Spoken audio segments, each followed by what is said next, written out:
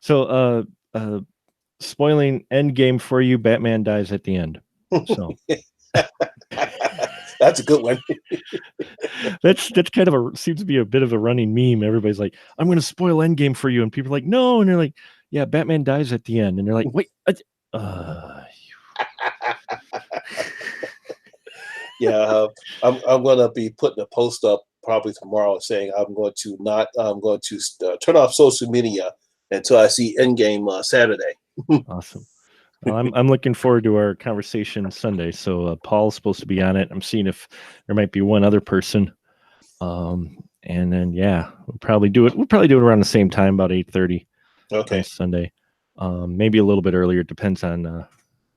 I got to check with Paul, but yeah, I'm looking forward to it. Taking my boys, going tomorrow. So I managed to get tickets, not necessarily to the biggest screen, but it's still tomorrow. So, so all the big screen tickets, of course, sold out instantly. And I'm sorry, but I'm not going to pay $5,000 for a ticket. Can you believe that, Levant? I mean, you're a fan of movies in general, and I'm a fan of movies in general, Yes. but there is no movie, none, that would make me go, man, I got to get tickets on opening night. Oh, look, only $5,000. No. I mean, I've had my share of seeing midnight movies because my Oh wife yeah, and I we went to the midnight showing of Snakes on a Plane, and yes, it was good. We enjoyed ourselves, But that was just I think it was kind of a fluke thing that happened. But no, we're not paying anything extra just because we want to see it in IMAX or real 3D or any 3D or 2D. No, it's like no, I'm not overextending myself just because I want to see this movie before everyone else does. No, I'll just wait until Saturday, you know, and just see it then. yeah. I just couldn't. I'm like seeing the posts 300, 500 at 5,000. I'm like, yeah, I do a midnight movie, but I never would pay that inordinate amount to go see a film. I mean, I miss midnight movies. Before they changed the box office rules to where they could count Thursday at 7 o'clock showings. I Hmm. miss midnight movies. I remember the original Transformers, Uh-huh. Michael Bay, Yes. the first one. I was at the midnight movie for that here, and what was interesting about that one, I'm old, but So am I.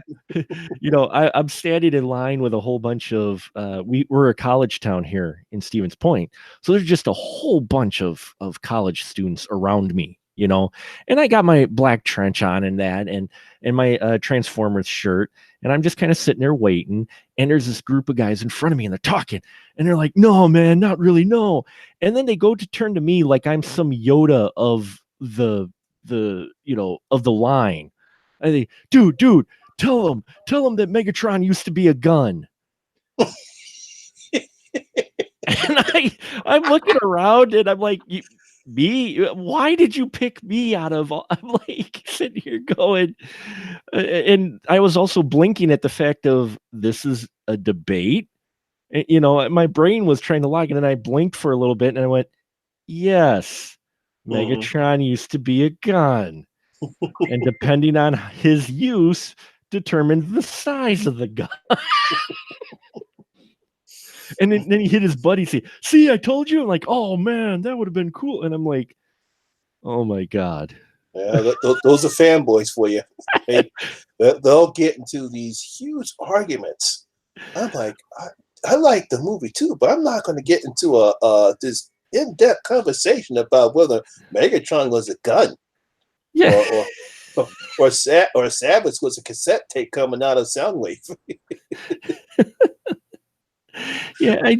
But I also feared for my youth. I'm like, how is this even a conversation? I like you're going to see this movie, yeah, I'm like, oh man, I don't know. I don't know.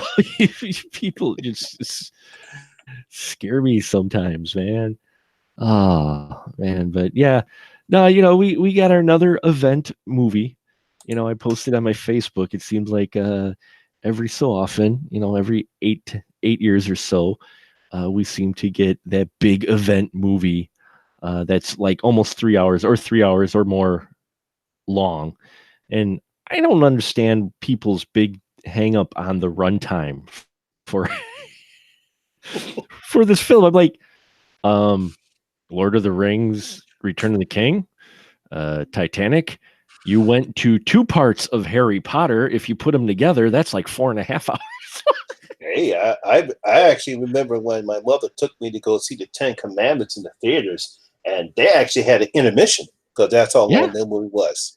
Because I remember right after Charlton Heston confronts God in the burning bush, and Uh-huh. and he get turned into the older one.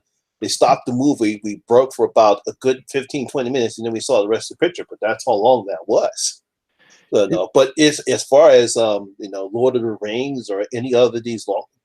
To me, it didn't seem that long because mm-mm. everything was happening in front of the picture. And like the Two Towers, I know that was long, and the Lord and Return of the King, that was long, but it didn't feel that long to me. No.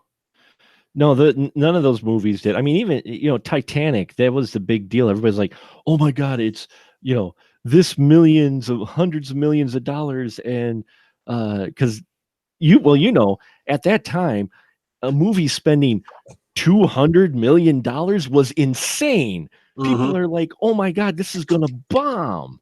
3 hours long means you can't show as many people, as many showings too. So people are like, "Oh, this is gonna bomb," and it didn't.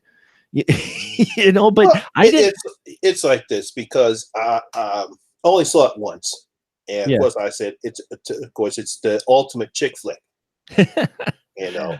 I But if you look, but no, but I looked past that aspect of that particular film. Who's it for?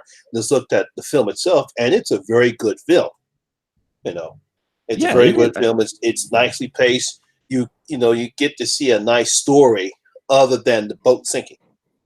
Right. And I never felt the actual 3 hour, I never actually felt the 3 hour length of that film either when I watched it in the theater. And I saw it 4 or 6 times in the theater. I Once was think, enough for me. but yeah. Well, I fully admit I'm a big Cameron fan. So I like most of his films quite a bit. Mm-hmm. I still think, even with all the drama behind the scenes, I still think The Abyss is actually a rather underrated film. Now, I think The Abyss is the one problem because it kind of drags too long for me. Yeah. It's a good film, but there are parts where it just drags, and then there's a couple of parts where I forgot the woman's I forgot her name. I can't remember. I think it Oh was yeah. Ed Harris's was it Ed Harris who started it? Yeah. Ed Harris was the Yeah, I main think I don't know actor. was his wife or his ex-wife. Hmm. First, she nearly dies, Yeah. It and was that scene his ex-wife. Was that Mary Stuart Masterson? Yes.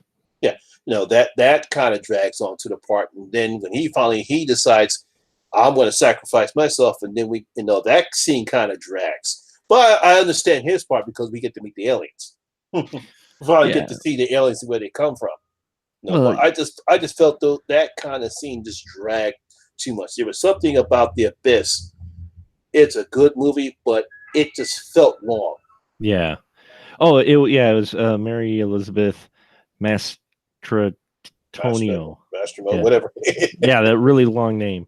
uh, I fully get that a number of people, it dragged for some people in parts, but for me, I've always been a water bug and I love the ocean. In fact, at one point I was going to be a marine biologist. So for me in 89, mm, I was I was freshman in high school. I was thinking I was going to be a marine biologist, and then here's this film that and you were hearing stories about how it was made and how they actually used the liquid breathing. That was actual real thing. I mean, yeah, and being Cameron, it's like visually, even though the pacing was there, the visuals for The Abyss are just amazing, and yeah. what they did for it. And so for me, it captured for me that that specialness, especially because enjoying the ocean and shit like that. So, and I still love it quite a bit. But no, I fully recognize some of the pacing issues it has. But you know, his films can do that a little bit too. It's just because Cameron, I fully admit I'm a fan of his, but he gets a little full of himself at times in what he's shooting. Yeah, he got lucky with Avatar because Mm. I was saying to myself while watching Avatar, I said, this looks fantastic, but the story sucks. Yeah, yeah. Avatar, I think for me was the first one of his had in it. I think, yeah, pretty much the first one of his that I really watched that I went, I enjoyed it. It didn't quite do it for me like, his previous films did. It just didn't Mm, quite grab me like his previous films. And I think it's because everyone else kind of caught up and refined some of his techniques and did it mm, better.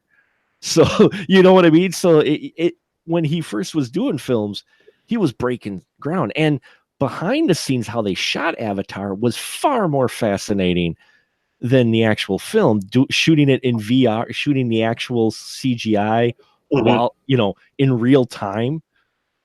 No one I, had done yeah, that. no one had done it before, and I think that's what really made the film look so fantastic. Mm. Because when you see um, the what is the Navi, Nabu, Yeah, then not yeah, yeah, Navi. the Navi, they look so real and lifelike. It's because how he filmed this. I think that's the reason why the film looks so great. It looks fantastic. It's just Exactly. the story he picked was so generic and it had been Yeah, done so very. many times before that people were like, "Man, if you had just tweaked this story, I bet this would have been just one of those huge." I mean, it was still a huge film, but just one of those films. Like people still be talking about it. Other than, wow, did you see they're coming out with so many more sequels? Which I don't get. I'm like, dude, move on, man. Just move on. There was nothing in Avatar that said I want to see more of that. Um, No, I actually got the HD digital copy, and I've saved on my external hard drive. So, sure. I still watch it every now and again. You Yeah, but I mean, the action sequence are good, and visually, I'm a big visual guy. So know. for me, I loved watching all the visuals and that, and it's still a pretty ambitious project. Mhm. So so who do you think is going to not survive Endgame? I gotta ask. Oh, no. Here's the thing, because I don't know what the Russo brothers are going to do. I know a lot of people when they say Cap's not going to survive, Tony's not going to survive. Those are the two main people that they say not going to survive, mainly because of I don't think neither Rod, uh, Chris Evans and Chris Evans and Robert Downey Jr. are not going to return after this. But I know right. Chris Evans, he actually stated that his contract was going to end at Infinity Wars. But he Right. felt as though that the story was so good and so great, he felt as though he had to go ahead and do this film. Hmm. So I don't know. Yeah, so I don't know if after this film will we see any more Captain America or Iron Man. Those are the main two people, because I think as far as Marvel is concerned and maybe Kevin Feige is concerned, there's really nothing else we can do for these two stories for their characters. And I don't know about Thor. Everyone loved Thor Ragnarok. They thought that was a good way to come back after the so-so performance of the Dark World. Yeah. So but I don't know I don't know as far as Chris Hemsworth is concerned. I don't know what he has left in the tank, because unfortunately for him, other than Thor, he hasn't been anything decent or good. I mean, I'm pretty sure everyone's forget about Black Hat. Oh my god. Oh, I forgot about Black Hat till you brought it up. Thank you. Oh man. Yeah, Oh, yeah. wow. So Well, he mentioned, I think, when everybody else was kind of coming out and saying, "Oh, I think, they might be done or whatever." Um, he was coming out, "Oh, I'll still play Thor if they'll have me or whatnot," because he realizes what his bread and butter is.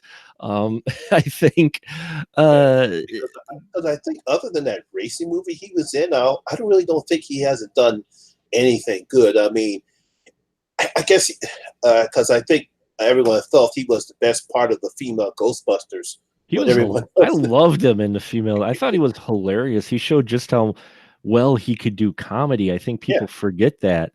And so I think he would do well in a comedy. Uh, but I like the direction they took Thor with Ragnarok because they played off that ability. When people realized, oh wait, he could do comedy when they saw him in Ghostbusters, suddenly you get Thor Ragnarok, and it's Mm, freaking great and hilarious. yeah. Because you're like, oh, he can do that. All right, well, let's play to that. And I think what I like, and I don't know if it's intentional or not, but it just seems like the sci-fi part of the MCU is left more for the comedy, Hmm. because you got the Guardians of the Galaxy in there, and Yes. then you throw in Thor Ragnarok, and all of them have kind of that same tone to where they can be serious, but at the same time, they throw a lot of comedy in there. And I kind of like that separation between them. Now, Hmm. whether or not they're going to keep that going forward, I'm not sure, but I'll watch Guardians of the Galaxy all day, every day. I love That's one of my more favorite ones. So I like the idea if they want to keep continuing that the space MCU part is the humorous one, the one we can get away with more comedy, Hmm. which then I hope it leads to another Howard the Duck film. I'm not ashamed to admit it. Uh, Best end credit sequence ever. Uh, only because end of Guardians of the Galaxy, we're all sitting there and they do that final cut scene where they just have Howard the Duck sipping on a martini. Yeah. And it was great because the crowd is packed. I mean, the theater is packed. And you had half the audience laugh hysterically, and everyone under the age of like 35 went, "Who's that?" I know because Kelly, when we were watching that end, and she saw the end of that, and she tells me, "Is that a duck?" you know, my And I'm basically cracking up laughing. I said, "Yes, that's a duck." Yeah, I'm glad I'm not the only one because I'm sitting there, I'm laughing, and Mhm. my boys are kind of chuckling a little. They're like, "What? What?" And I'm just laughing. I'm like, "Oh my god, I can't believe they put him in there." They're like, and my boys are like, Was that Howard the Duck?" I'm like, "Yes," and I'm just laughing, and they don't know why. I'm like, "You guys, I gotta sit you down and watch that film sometime." Uh, uh, oh, that movie is not good, but Mhm. so No, much. unfortunately, it was not. But I only watched it for Leah Thompson anyway. So Yeah, I yeah. it's the only reason why anybody I think watched it was, oh, Leah Thompson. Okay. Uh, oh man, yeah. So yeah, I think Cap is dead for Mhm. sure. Even though he says he's got some in the tank, I don't know. I have a feeling Cap is dead. I was talking to Chase last night about it when we were recording the my Patreon episode for Hellboy, which man, Oh. he, he I was trying to spin at least a little positive, but there wasn't much there. And I think I don't think I've had an episode for a while where we've just kind of laid into a film. But Oh man, that one, it's sad because because like when I went to go see the film last Saturday and I did my review, I'm like, what in the world? But it's like I understood because I understood that there were problems on the set, and Neil Marshall was fighting with some of the producers or somebody from the studios, sure. and I guess he eventually washed his hands from it because I know Neil Marshall. You can see some of his vision in this movie, but you can tell that something happened and they came up with that mess. Because just like I said, in my review, it's like I don't have a problem taking free stories from the comic books because just like I said in review, they did that with the Dark Knight Rises. It took three separate stories, but you can see it's all coherent to the whole movie. Hellboy, it's all over the place. Yeah, it I don't, it was one of those, it's one of those films, and I'm sure you've seen many of those, to where you're sitting down and you're going, I really should be enjoying this film. Mm-hmm. There's all kinds of these elements, and I'm like, I should really be liking this film, but I am a little bored. I mean, some of the action sequences I enjoyed, but it felt empty. I'm like, what Yeah, was I the know. actual it really felt like it lost somewhere its point. You know, Mia Jovovich was in some other movie. I don't know what movie she thought she was in, because she is eating up every scene she's in I and know. just playing it to the hilt. And I'm like, wow, what movie are you in? Because I want to be in that. I want to watch that movie. Because when she speaks her line, she speaks of elegance Hmm. and what and like she's.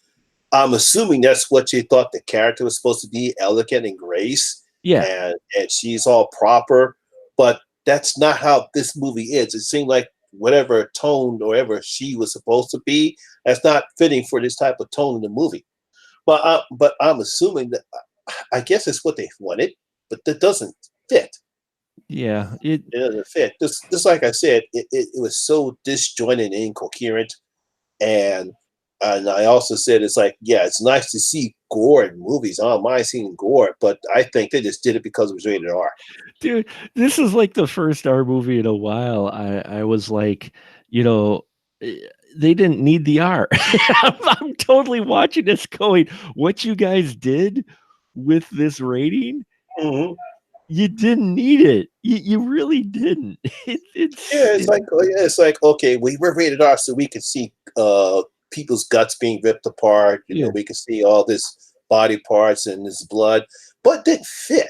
You know, it's just like it was like I said in my review, it's like all they did was just like, hey, it's rated R, we can do some extra stuff, but didn't fit the movie at all. Right. Yeah, I don't know. That film, it was like, and then I saw The Curse of La Llorona. La Llorona. Now, I actually did kind of enjoy that movie, um, mainly because of the performance of Linda Cardellini. I think I Well, pronounced yeah. her name. Yeah, Yes, she did well in it. Don't get me yes, wrong. yeah, It I just thought she was well. I actually like the two kid actors because the one thing I don't like with kid actors is as long as they're not annoying. Mhm. You know, I don't mind them reacting to where you would think a kid reacts when there's a ghost, a vengeful ghost coming after you. So they did what they were supposed to do, but I thought her and the two child actors, I thought they did very well. I think they were the only saving grace in the movie. You know, just again, relied on too many jump scares. La Llorona, she wasn't scary. I mean, she was creepy looking, but they she wasn't scary. for me, the film worked the best when they weren't doing the jump scares. They did 10 jump scares in that movie, and I'm like, you didn't. It worked best when she was being creepy in the background, and and I'm like, yeah, that's the part I liked. I dug the kind of, the legend, the story, that it's based off of a real legend. I'm like, okay, yeah, but I'm just like, oh man, you're doing this all wrong. Why are you with the jump scares? I'm like, it's You too. know, I even like how the fact that they shoehorned the making it part of the Conjuring universe. Mhm. It's like, Yeah, yeah. Oh man, was that ever forced? I'm like sitting here going, okay. And I actually was talking to Scott Menzel, my buddy, and I was like, yeah, man. And I'm like, that film, part of it, it was really not it's one of the weaker Conjuring universe films. He's like, well, it was produced by the Conjuring folks. I'm like, No, it's actually it's a Conjuring film because they have the priest and they show a 15-second sequence from the original Annabelle, which Mhm. to me was the worst one. I actually enjoyed the prequel to Annabelle before I enjoyed the first one. And Mhm. then I saw the trailer for the next one and I'm like, really? I'm like I don't know, man. I just I'm like, but the studios love, I mean, just love the horror because it's cheap to make. Yeah, it's not expensive to make. You don't. I mean, unless you have some major star, you really don't. You're not going to worry about as far as casting is concerned. If you don't have a major star, that's going to lower your budget. So, like I said, they're very cheap to make because I remember a video that Chris Stuckman did several years ago about the problem with horror movies, and he basically said that's one of the basic problems is that when you have movies like Ouija or any other movies, because they're very cheap to make, but then all of a Mhm, sudden they make all this extra money, and the movie studios are just like, oh man, oh god, go go go go, and they just count the money. It while it wasn't a box office smash, it definitely made back its money enough for them to give it a, well, actually not a sequel, a prequel. mhm. Prequel, which actually turned out to be better than the original. Yeah, it did. Well, Mike Flanagan, I like him quite a bit, Mhm. the director. Um, you know, I think the ending to the Ouija prequel was almost the studio forcing him to connect it up, in a way. But his film, that was it, the Ouija Origins or what I think it Yeah, was called. Yeah. Ouija board of evil. I forget what it was called. Um, that one, he actually made me jump once, and it's been Mhm. a long time since I physically actually jumped, but it was in the movie. There's a scene where it happens where there's some exposition in that, and all of a sudden they cut, and the girl has the creepiest looking makeup. She's got the really stretched out mouth in that, Oh and the yeah. cloudy eyes in it. But the way it cut, you Mhm. just it no setup or you don't expect it at all. It's just bam, and I actually jumped, and then I was like, "Oh, fuck you, Mike." I'm like, I'm like, God damn it! I'm like, you got me. Shit. We'll just wait a few minutes to see if Kara pops in, and if she doesn't, we can keep going, and she can join in Okay. later.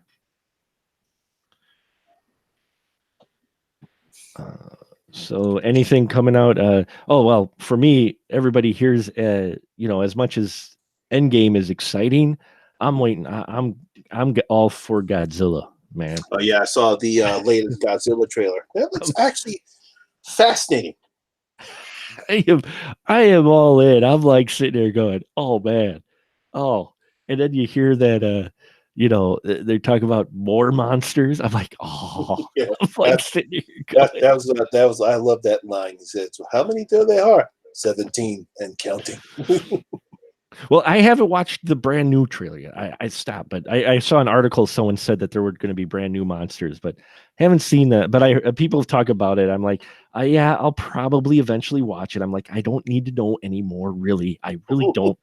They don't need to bring out anymore. You have my money already, waiting for the tickets to go on sale. I'm totally getting at least once, if not more, for the tickets because I'm just like big monsters on a big screen. I'm there. Mhm.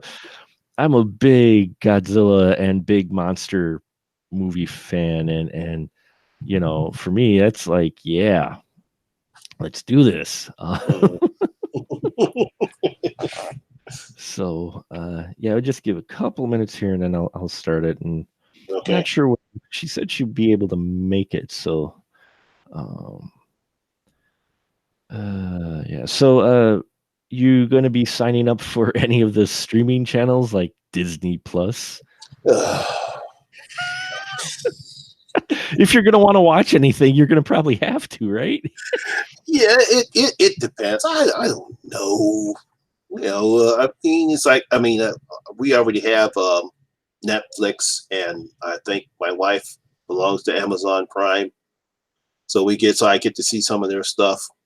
Sure. I'm trying to hopefully once I finish up with, because I'm probably going to do a spoiler-free and a spoiler review of Endgame this weekend. Sure. So I have to do that. So hopefully by next week I'll want to watch the Anna, their version of Anna, Hmm. which is based upon the movie that um what was her name? Darn. I can't forget these people's names. The movie Hannah Yeah, Hannah. Yeah. that Eric Bana starred in. Hmm. Yeah, that was a good. I liked that movie Yeah, quite a it was bit. good. Yeah. Yeah, that was a fun action film. I liked that quite a bit. Mhm. And it was surprised me when I saw that they were doing uh, a TV show based off of it. I'm like, oh crap. Yeah, Okay. yeah, Like, yeah, I could see that. Sure. All right. yeah, Um, that's right. Oh yeah. There was some. That's right. Netflix had this zombie show called Black Summer, which is supposed to be tied into Z Nation. Um, yeah. that was I actually pretty good. Is it? Uh, I haven't watched it yet, but I'm a huge Z Nation fan. So for me, yeah, I'm like, oh yeah, because I love me my Z Nation. yeah. It was. Um, It's like a lot of people are saying it's definitely a huge improvement over The Walking Dead. well, Z. What I liked about Z Nation was, um, Z Nation was one of those series where it didn't take itself too seriously No. at all, and it was like they were just throwing ideas out there, to see what sticks, and they didn't have anyone say no. It was like, dude, okay, how about what if zombies get caught in a tornado? Would they survive? And so it was like, yeah, man, they would. Hey, let's do an episode with it. Okay, let's do that. And then you come to find out that, oh, look at Walking Dead a couple of years later. They do the Did same thing. They did an episode with zombies and tornadoes, and I'm like, uh-huh, yeah, but I liked the characters. I liked yeah, in Z Nation, I thought it was fun. And for what Asylum usually puts out, they're hit or miss with me. This Hmm. was actually a hit. I mean, I was like on board. I'm like, holy crap, I'm enjoying this. Oh It's yeah, because I thought they did an excellent job with, because first of all, it's only 8 episodes, Yeah. which I thought was good. They kept you have a very relatively small cast of survivors, Hmm. and based without spoiling anything, no one is safe. That's all I'll say. No, no, you'd suddenly, I mean, you suddenly would have a main character get off. I mean, it was usually in a kind of a grand fashion, but it was still like, oh, okay, didn't expect that one to die. It was 'Cause you ever read the Walking Dead comics? I read up through like issue 60 or something. So, and I really dug that one. I really Hmm. dug the comics. Uh, Um, I didn't read past that. uh, So, because he- it not. did you Go ahead. did you read them? I think it. Yeah, I read most of them. Mhm. Because there's a scene in the Whispers War that happens in the comics, Mm. and some of the major characters die in that one. But obviously, when we get to the TV show, which also does the same thing, it's called the Pike scene, Right. and unfortunately, because this has been the problem with The Walking Dead, they focus too much on characters that no one cares about. Yeah, pretty much. Yeah. Yeah, I mean they did that what? They did that whole scene in for they did season 2 was all in one house, and that was only like 2 or 3 issues at most, and they made it an entire season. The season, yeah, Yeah. and it's like I'm looking like, wait a minute, if they didn't stay at the farm that long, because first they went to the farm, then they Right. went somewhere else, and then they came back to the farm, but then they left the farm, and then I think they went somewhere else before they got to the prison. Yeah, they did. It wasn't anything. They went to a gated community, Yeah. because they left that and they went to the gated community, and no, the gated community was after the prison Yeah. because his wife was dead, and I missed them doing uh him being crazy and hearing her on the phone.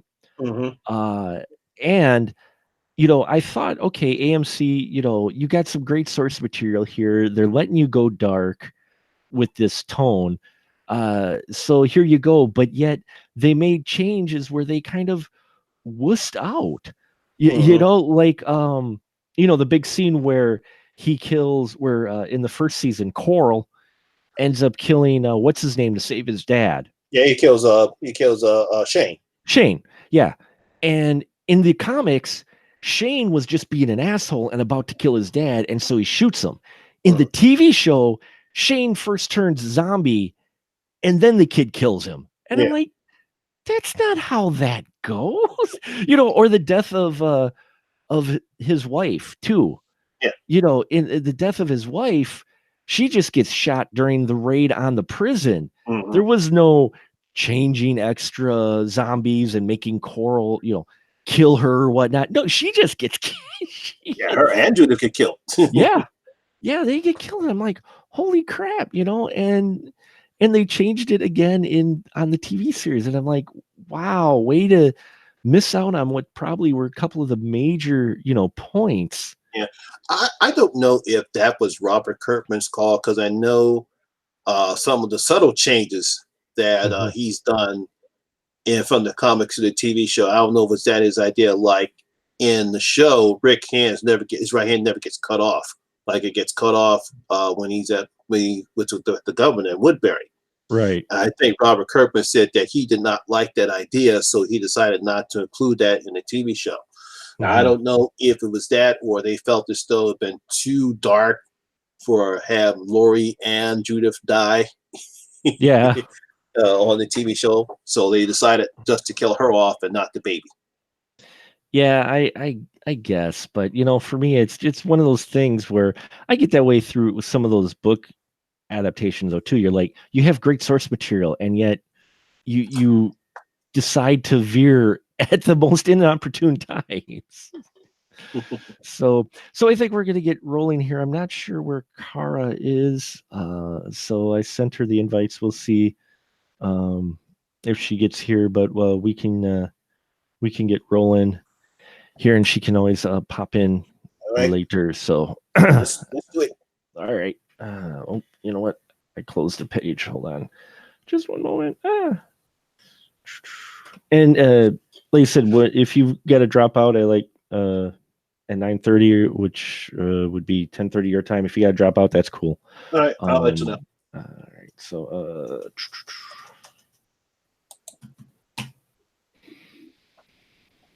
okay. So we'll pull that up. And we will get rolling here.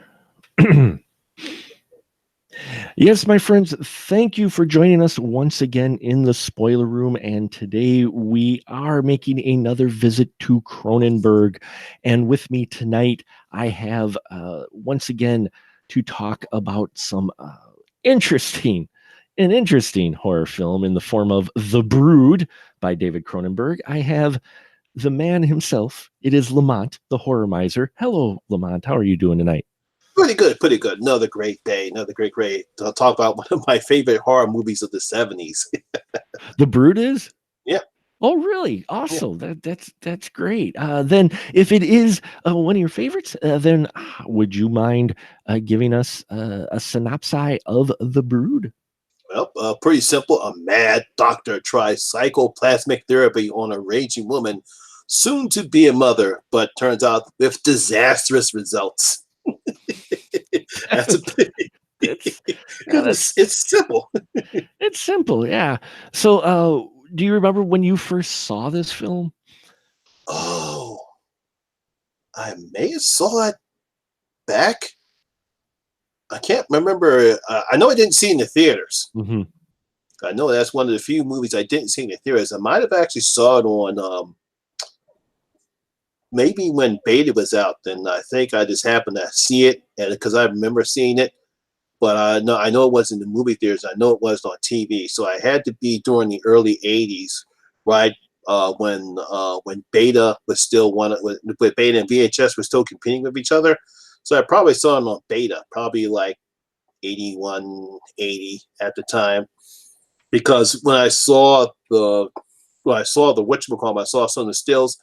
It obviously reminded me of Village of the Damned.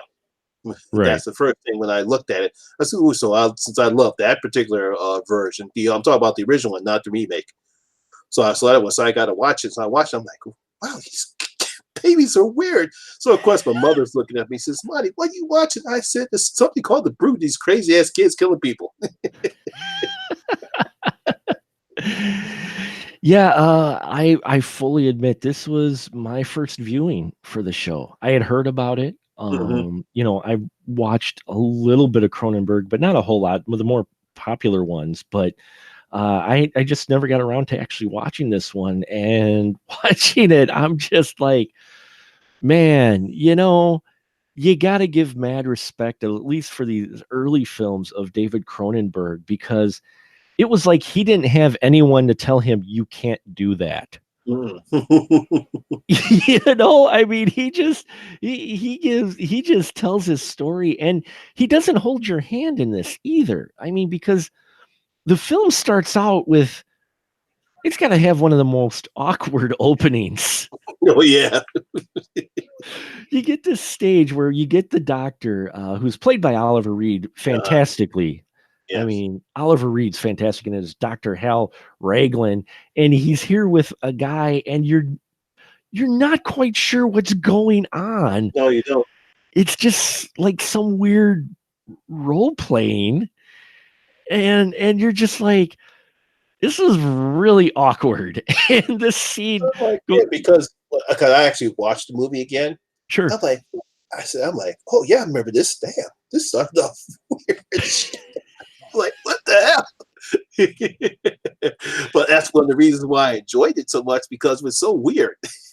Oh, it is weird, and it is unapologetically weird. I mean, Yes. it does not, like, it's not like one of those, like some of the films I'm sure you've seen as well. There's some films out there that start out weird, but then they kind of taper Mhm. off. Like the filmmaker was like, okay, we gave you some weird. Now we're kind of going to Yeah, go back into, it doesn't try to do anything other than, okay, well, we got your attention, but now we got to calm it down. yeah. Okay. So yeah, here we go. But yeah, we're gonna calm it down a little bit, and then, but this film, no, it just goes from there, and they don't really go into what the, was it the psychoplasty, uh, Psychoplasmic. psychoplasmic, what Yeah. that actually is. They don't explain it. No, you Uh, don't. I mean, they just say it's psychoplasmic, and it has to do something with physically, because of course this is Cronenberg, and we're still dealing with body horror. Hmm. Um, so it has to do something with it, because this guy in this opening scene he's talking to has got all these pock marks or something on him, all these skin tags and shit on him. And he's talking about him following through on his rage, and you're just like, what is that? It's like, should I have some drugs? This movie, do I need some mind altering substance to follow what's going on? But no, Cronenberg does never explain it outside of, it's just some process that this doctor uses. And that's when we're introduced to, who is it? Frank, Yes. right? And Frank, he's got his little girl, who is played by Cindy Hines, who would actually show up later in another one of, I believe, Cronenberg's films. Uh, and a young girl, and he takes her, and then he goes and confronts this doctor, because at first you kind of think that maybe he doesn't know who this doctor is and why he's seeing him on stage and whatnot. But then he confronts him about his wife, and man, this whole thing. What'd you think about our man Frank, and what they do with his character?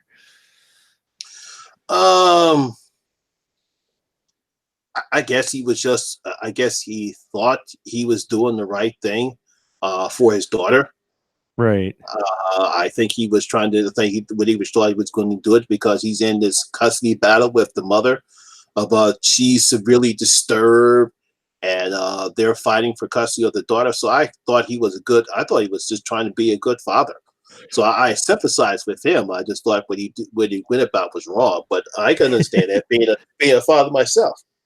Yeah, because we get kind of through his dialogue with the doctor that he had his wife committed because she is off her rocker, for lack of a better term. She is rather crazy, and so he getting this radical treatment from this doctor who's untraditional, Mm-hmm. and he realized they've been there. She must have been there for a while, Yeah, because you can get the feeling that this has been going on for a while. But what I liked about this throughout this whole movie was it kind of caught me off guard because, and Lamont, you're a parent, right? yes, But for a movie to actually focus on having the dad be the one fighting for custody and actually kind of being the good guy, especially for this time period, was actually a little unusual to see, I yeah, thought. yeah. It is because you would never think about this at the time that this was filmed. That the fact because at that especially at that time period, everyone assumed because they were still in the 50s era that the mother was the primary child care, and the mothers always had custody of the children because everyone was still thinking about that. No, most women. I mean, even though women were still working, but not still most people thought about women as they stay home and take care of the children, and man goes out and does the work. So it was interesting to see Cronenberg have the father be the good guy, as opposed to the other way around. Yeah, and they even address that, which surprised me in there, where they're talking about where he's having a conversation with his lawyer buddy, Mhm, and he's going, "Hey, man, I want to get custody," and he's like, even with her being committed, he's like, courts mhm. side with the mom because they think being with the mom is more important than being with the dad. Yeah. I'm like, I'm watching this going, here's this odd horror film, and you're getting some kind of heavy topical shit in this episode, you know, in a good way, Mhm. though, because I don't get me wrong. I'm not saying that the situation from the perspective of a mother shouldn't be told, but it was kind of good to see this being told from a dad's perspective, and then you find out that her mom is not exactly uh she's not exactly a great person. And neither was her father. And neither was her father, which is kind of what kind of screwed her up. And but still, the daughter, the granddaughter needs to be with grandma, so he leaves her with grandma, and we get this cutaway scene to where we see the doctors talking to the mom, who is played by Samantha Agar, and she's talking about how her mom treated her, and that's when things really Yeah, go weird. yeah, yeah. Because Because, we well, see. first off, Samantha Eggar, what'd you think of her character Nola playing the crazy? I mean, did she not just nail that? Oh, she did. She was skit. I mean, she's totally skits out this whole picture, but she does a great job in this whole entire movie. Whole She time. was she was scary. I mean, she'd get that kind of wide-eyed look, and you're just like, oh man, that's creepy. It's just she is crazy, but she gets angry, and he wants her to follow through the rage. And what happens to Grandma Lamont? Oh, she gets killed. She gets killed By by what? one of those weird ass kids. Because I'm watching this movie, and when that scene comes up, my mother comes downstairs, and she tells. I'm busy cracking up laughing because the kid looks. Because the kid, I mean, first of all, it's a weird. They has no teeth. Yeah. I think it's kind of blind, and it's blonde, and he's got this silly behind overall coat on. And my mother's looking at me, she says, "Buddy, what the hell are you watching?" I said some scary ass movie called The Brood. Well, I didn't say scary ass, some scary Yeah. movie called The Brood. And I'm busy cracking up laughing because I got a morbid sense of humor. I said that kid just killed that girl's grandmother. And she just looked at me and she's well, I'm going back upstairs. I think She said, that's "You watch." He said, "You gonna." He said, "You keep watching these things, you're gonna get nightmares." I think that's a lot of people's reaction to Cronenberg films. Yeah, I'm gonna go back upstairs.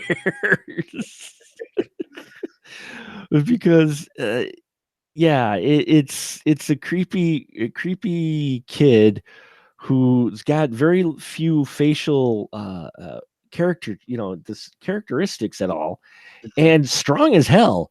I, Oh yeah, I those mean, we kids get is no joke. the kid punches through the door, which again shows its age, the milk door, Hmm. and comes through and then beats the living snot out of her with, I think, was it a meat tenderizer? Yeah, I think it was a meat tenderizer, and this. Yeah. I mean, it's just really just beat the what you call. But but like I said, I mean, of course, I was younger then, so I they didn't kind of understand that Mhm. particular aspect of the movie. But now, as I got older, I realized the reason why she was beating the crap out of the grandmother. Right. Yeah. I mean, you realize that, and later on, it plays out that the kids are tied to crazy Nola. And when she gets outraged or thinks about people who had done her wrong, Yeah, these little kids escape, go out there and do some mean and nasty things to the people who had done her wrong. yeah. Uh, um, which was an interesting concept too. I did not expect it to go there. I'm like, oh, okay. I did not see that coming. Oh yeah. Meanwhile, and then the grandma, she got off, and the little girl finds her, and this little girl, man, first that happens. At least she didn't get to see the teacher later on get offed, but the rest Hmm. of the kids in class, I mean, weren't you thinking too that, man, these kids are going to need some serious therapy? I'm like, oh man, they're really going to need some therapy if they see that. Because because more mutant brutes, because you think there's just the one. Oh no, there's more. You think there's just the one who Frank actually ends up finding, and it dies on him, and they're doing an autopsy with the cops, and you find out there's no belly button and they're mutants, and what the hell are these things? And you're like, oh, okay, that's done. So then his little girl's at the school with the teacher who he's kind of got hots for. Mhm. Kind of. She's got more hots, I think, for him than her. Yes. Um, but then you're like, oh, who are these two little kids? You're like, oh, wait, there's more of them. I guess it's called the Brood, but you just don't put those. I don't think the way he sets it up, you're really not expecting that. And then he just beat the snot out of the teacher. I mean, in front of all the kids in class. I'm just Uh, like, I said, I don't know how I would react if I saw that. If I was a kid and I yeah. see these weird kids beating the crap out of the teacher, my first thing, man, he must have really hated that teacher. So does this mean early recess? No, Uh, I'm cruel. I know.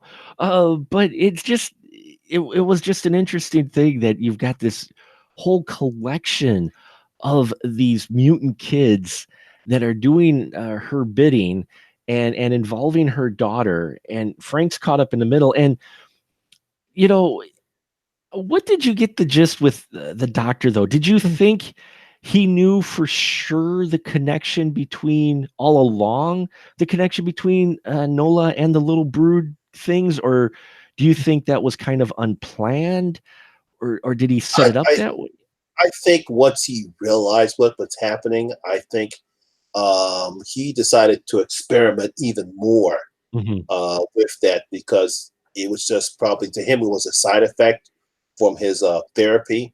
Right. So when he realized that, instead of being a doctor, he became a scientist. So he wanted to explore more of that aspect just to see how far it could go. Well, of course, obviously went too far, but that's my take on the character. Is that hey, look, I said, wow, this is fascinating. I must learn more. I must know more about this. Because Would some doctors they get the God complex and they think Mhm. they instead of looking out for the patient, they're thinking about themselves. Right. Yeah, exactly. And I agree with you on that. Is that he was doing the experiments. I think it was a nice unexpected side effect that he didn't realize that his therapy would lead exactly to this. But now that it has, he wanted to see how far it's go. That's why he got rid of all of his other uh, clients, if Yep. you will, and sent them on their way, including Crazy Mikey, who we saw at the beginning. Mhm. But Frank, while he's investigating the doctor, he runs across one of the doctor's ex patients who has cancer under his chin. What'd you think of this guy? I mean, this. uh, I'm like sitting here going, wait, more Cronenberg body horror, I Yeah, guess. it's just like I actually saw Thinner over the I think it was over the weekend. It was showing Mhm. Stephen King movies, Right. and they show Thinner, where you have the gypsy guy that had the cancer on his nose, and you couldn't help but stare at it. Yeah. And so that's why I thought about the cancer guy with the because again, it's just more pronounced because it's David Cronenberg with his body imagery. Right. And that's why the guy wore the scarf is so you could hide it. But it still surprised me that he went there. I'm like, wow. I'm like, okay, didn't expect that for this guy to have lymphonic cancer. And I'm like, I'm not sure that's how it actually looks, but okay, it's Cronenberg, so I guess we'll let it roll. Mhm. Um, and so Frank goes out and he finds the whole brood and the little girl, and we get to see Nola in all her full glory. Oh yeah, that was an awesome scene. Dude, isn't that another one of those scenes that just kind of comes out of nowhere, though? Yeah, because you're not expecting it, especially at that time. And I actually, because like I said, when I saw the film, I said, these are decent practical effects Hmm. for a '70s movie. So I give Cronenberg credit for how he designed how she looked. I mean, she's just standing there, got the gown all up. You can see this weird umbilical stuff and this weird stuff all through her body. I'm like, first because when I first saw it the first time, I'm like, what the hell? I am just a kid. I was, I think it was like maybe 19, 20 when I saw it the first Sure. time. But now I said that looks fascinating. It's like, wow, I got to give him credit for the practical effects he used. To create that setup on that character. Yeah, all the practical effects on here were actually really well done, from the makeup on the creepy kids Hmm. to yeah, the I guess appendage or the external uterus that Hmm. she had, which again, folks, it's out of nowhere. It doesn't set up. We never see any of that when she's talking to the doctor. We only get to see from like her shoulders up, Yeah.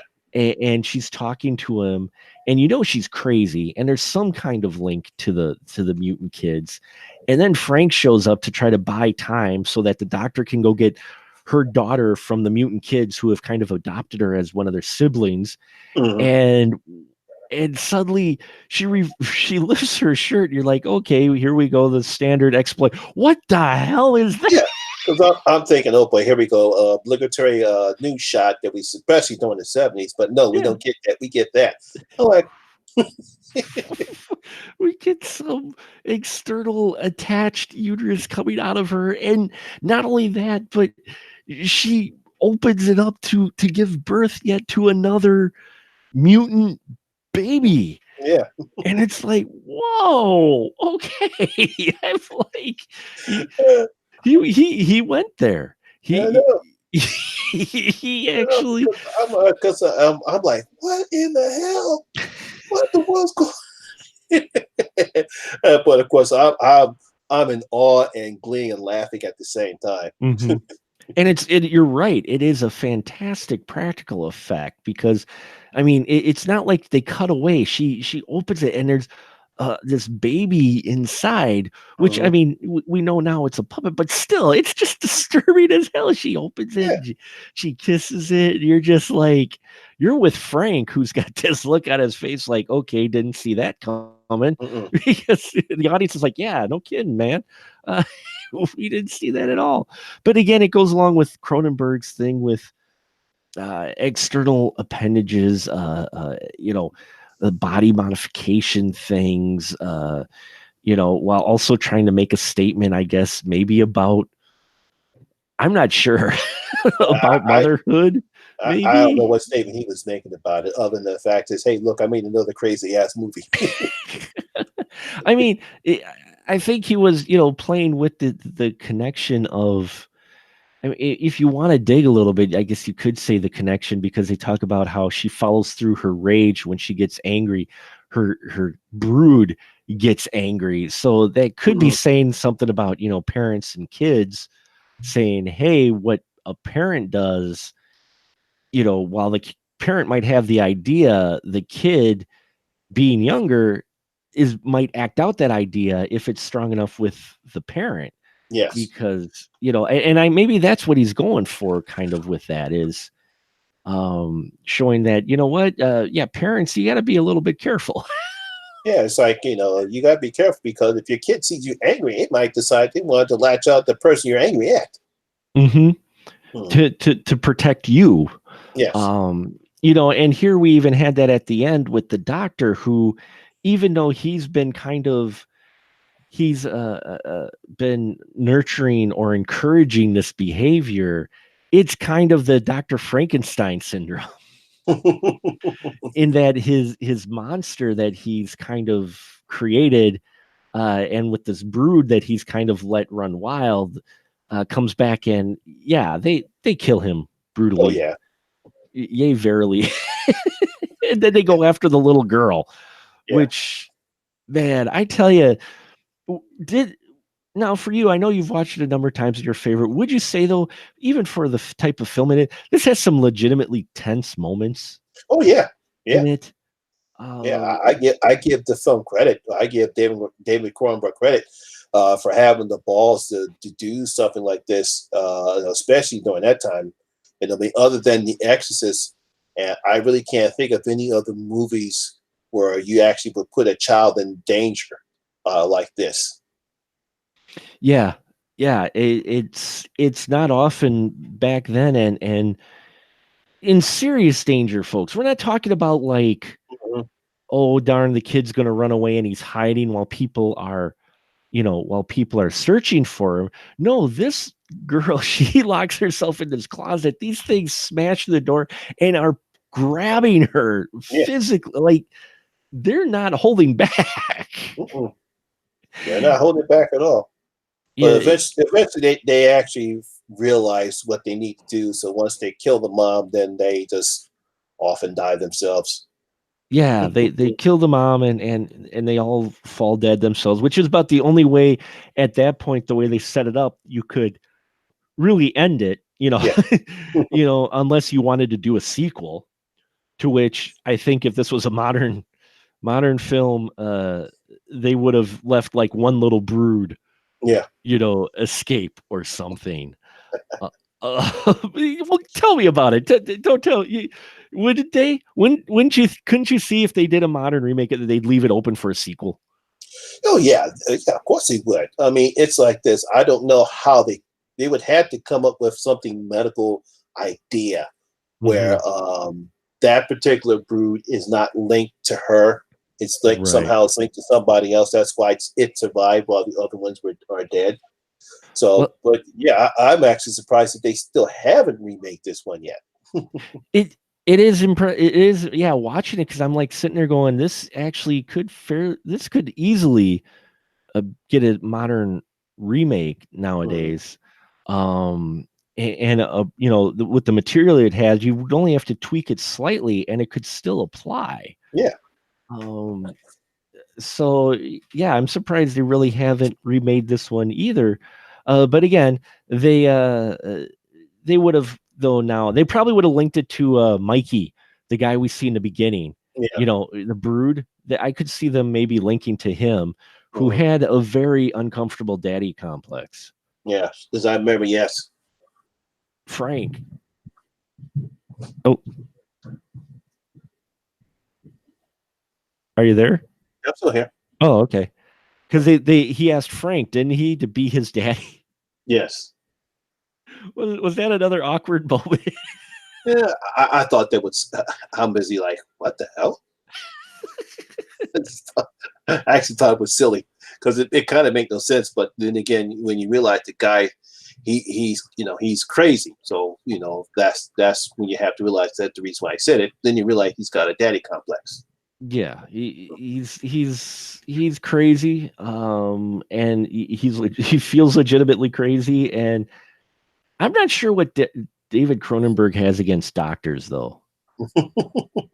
What is it, Lamont? What does he got against doctors? Because I just because we look at all his films, I just think he feels as though I don't know if that's something he has against doctors or the health field altogether, but all his doctors.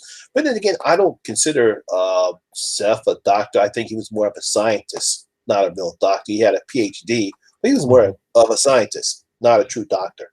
Oh, doctor, you mean Dr. Hal Raglan or whatever the guy? I actually talking about the Fly remake. Oh, the Fly Bank. Yeah, you're right. No, true. Yeah, he is a scientist, even though he has a doctorate. So yeah, that's true. But I mean, in a lot of these doctors, it's just like, oh, they're either incompetent or bad guys. So Mhm. I don't know, man. But it's interesting watching all these back to back. You see this common theme, and I think this would fit in. And we've been kind of building with this when Kara and we had Tanya on the other on Shivers, and Mhm. we talked about Rabid. I think this film could still fit in to the same world as those two movies. Would you say that you could fit this into Yeah, you the could if you Cronenverse? yeah if you tweak the story a little bit, you can fit both these those two movies in with this one. Hmm.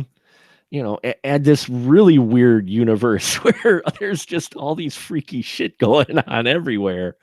Uh, um, which is kind of building Cronenberg, because watching this, I'm like, man, you could see that, and then if you really wanted to, since we were talking about MCU before, so you want to talk about Cronenberg, his town or his world, you could have like a little news flash about the outbreak in New York with Rabid, and you could easily attach those to this film, I think, as well, and they all fit because they also are all in the similar tone. And he seems to use, I know it's filmed the same way, because it's 70s, but they all seem to have a similar color palette too. Yes, they do. Did, did it seem to you as well that kind of the colors were kind of washed out a bit? Uh, Yeah, well, seeing it again, mhm, I didn't get that vibe. okay, I just because to me it's just another film that I saw in the '70s, and that's how films were done in the '70s. So sure. I didn't get that vibe when I was looking Mhm, at it the other day. It just looks like right. it was just like how they filmed movies in the '70s. Mhm, yeah, that's true. That's true. And we don't have cell phones and everything, so people have to use the regular phone. Uh, Mm. so yeah, I think it this is a really interesting film. He seems to have, I don't know if this is his biggest budgeted film, but he really seemed to have a budget for this film, though.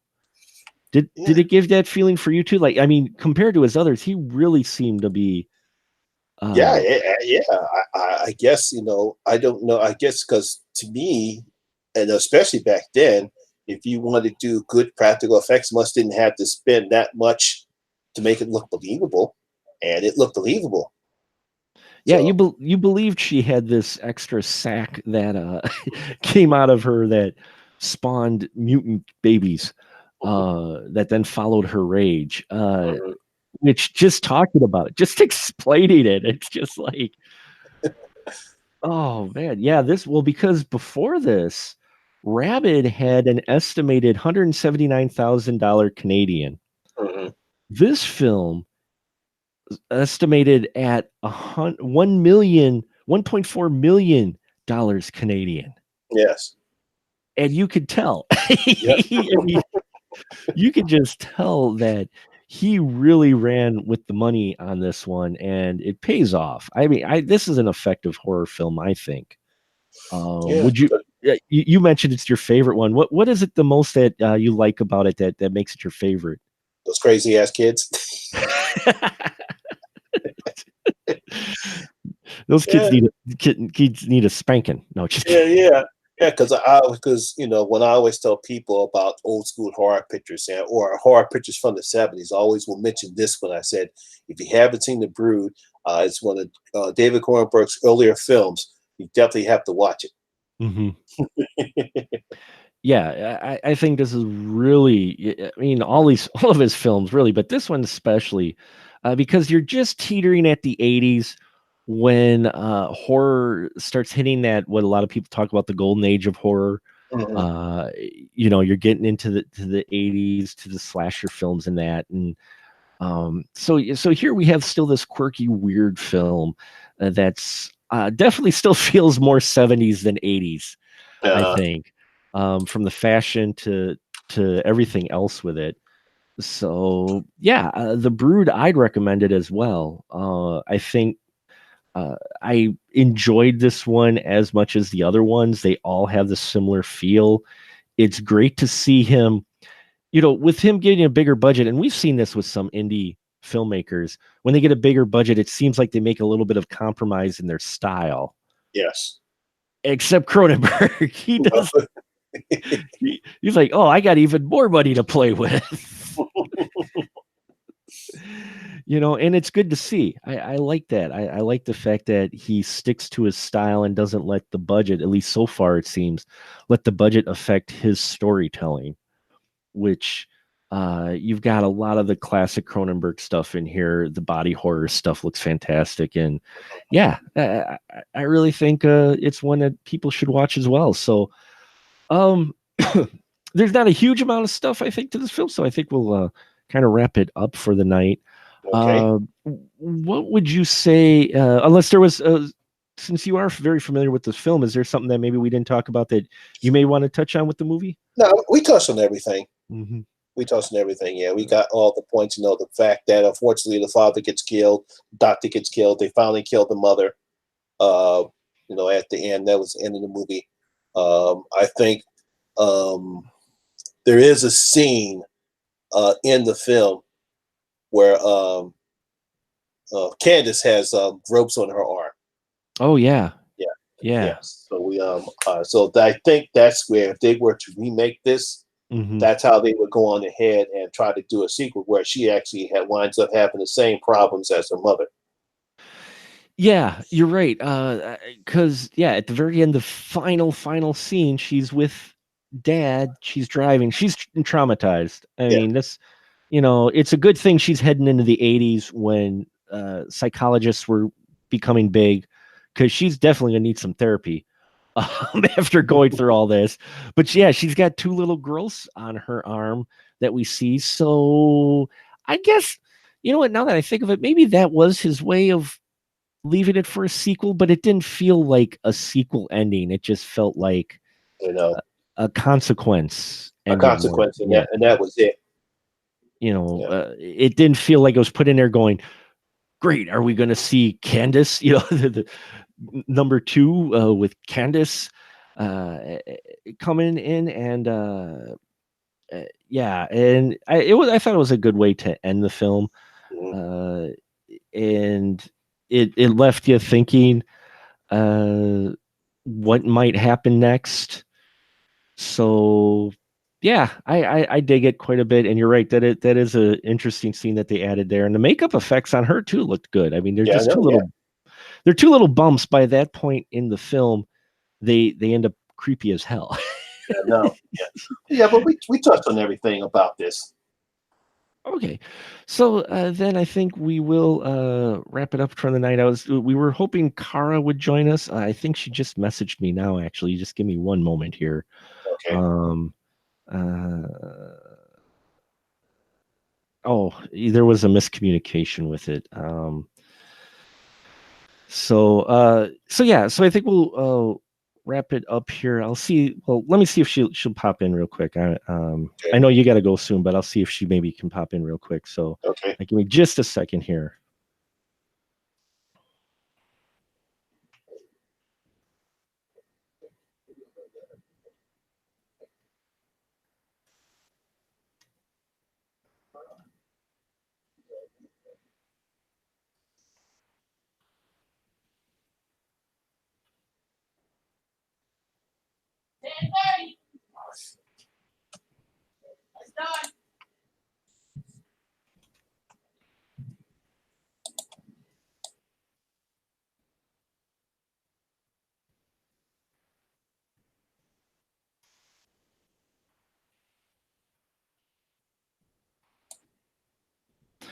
So, yeah, sorry, just messaging her. She the days got mixed up a little bit Oh, okay. for her, but uh, so let's just, as we end all the episodes for you, because I know it's getting late for you with you in a different time zone and such.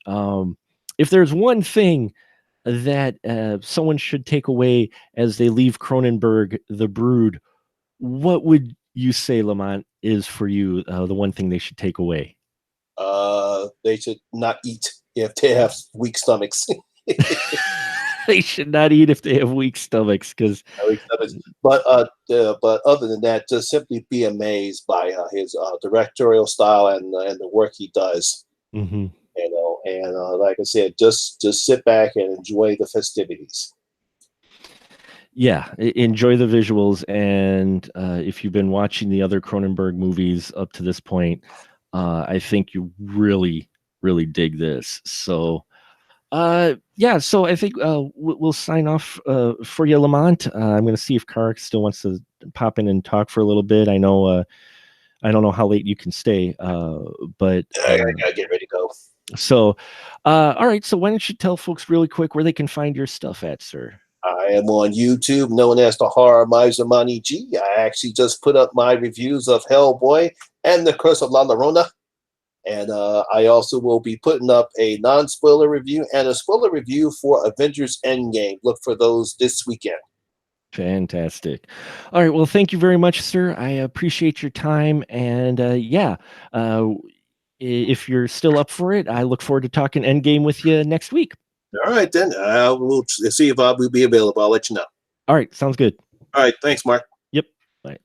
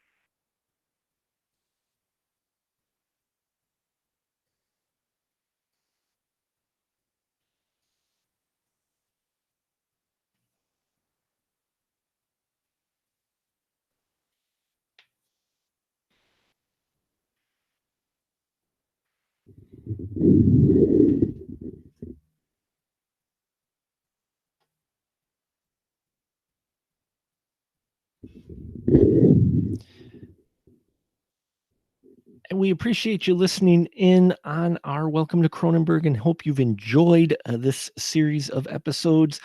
Please check out our other stuff, check out Lamont's other stuff. And yeah, thank you for your time and your support. And we will now just say a good night as we leave Cronenberg. And yeah, as we leave Cronenberg, let's try again.